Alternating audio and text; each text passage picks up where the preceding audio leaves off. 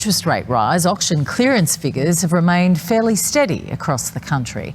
Analysts say property prices have performed better than expected throughout 2023, signalling the market has yet to feel the full impact of the RBA's hikes.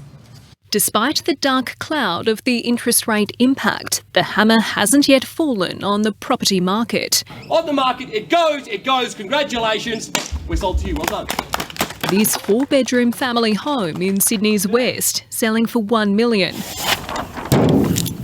Sold. Since we've seen that influx of stock over winter, the volume of stock has stayed quite low, so the competition is remaining quite high. That was reflected at auctions last Saturday and Sunday, being the first selling weekend since the most recent rate hike. Adelaide had the highest auction clearance rate with nearly 75%. Sydney was also in the 70s, Melbourne in the 60s, mid-50s for Brisbane and 52.5% for Canberra. Nationally, the clearance rate was 64%, which is up on the same weekend last year. We had a steady weekend for auction clearance rates last weekend in most capital cities, despite that higher interest rate vibe. And I think perhaps buyers and sellers had made up their mind in terms of what they were going to do on the Saturday.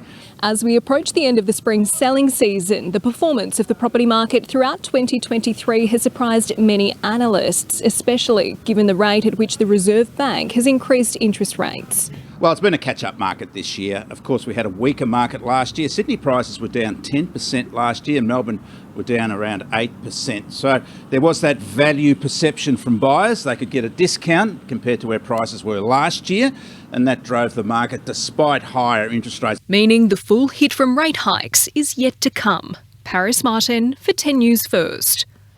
A game-changing new missile system has undergone its first ever live fire at a military base in